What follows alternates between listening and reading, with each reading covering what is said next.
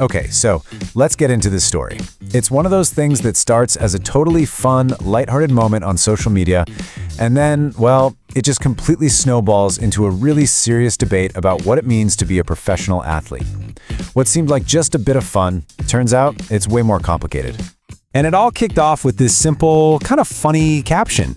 Quarterback Mac Jones posts a video of himself in the middle of a massive snowball fight, and he jokingly calls it his off-season QB training. And just like that, a viral moment was born. So let me just set the scene for you. We're in Washington Square Park in New York City. All of a sudden, videos start popping up everywhere. TikTok, Instagram, showing Mac Jones not on a football field, but smack in the middle of this giant, pretty chaotic snowball fight with hundreds of people. At first, the reaction was just awesome, overwhelmingly positive. You had fans immediately pointing out his throwing accuracy, right? People were joking that his perfect spiral made it look like a real NFL game. And his own caption just poured fuel on the fire. People just seemed to love seeing this relaxed, fun side of a pro athlete just, enjoying his offseason. But, and this is a big but, here's where the story takes a pretty sharp turn. You see, those fun, lighthearted clips that everybody was sharing online, yeah, that turned out not to be the whole picture, not even close. And this slide really shows the huge contrast. The viral view was, an athlete having some harmless fun. But the reality on the ground? Well, reports started coming out that the snowball fight had actually gotten way out of control, that police officers were being hit with snow and ice, and that at least one officer was actually injured in all the chaos. And things got serious enough that an arrest was actually made. Now, here's the crucial point, and I want to be super clear about this. There is absolutely zero indication that Mac Jones was involved in any of the wrongdoing.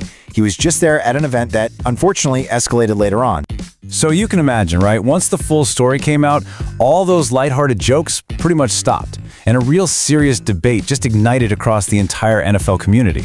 That fun little moment suddenly had some serious weight attached to it. And it all really just boils down to this one central question. Was this just some harmless fun that got a little out of hand? Or was it a completely unnecessary professional risk for a high-profile athlete to put himself into in the first place? The arguments really fall into two main camps. So viewpoint one is the harmless fun side. People who think this way say, hey, athletes deserve to live a normal life, especially in the off-season, and that moments like this actually make them seem more fun and relatable. But then you've got viewpoint two, which argues it was a totally unnecessary risk. From this angle, public situations can turn chaotic in a heartbeat, and as a public figure, just being there can escalate things, which could end up affecting how your team is perceived. Now, to really understand why this whole debate got so heated, we have to kind of zoom out and look at the bigger picture of where Mac Jones is in his career right now, because this did not happen in a vacuum.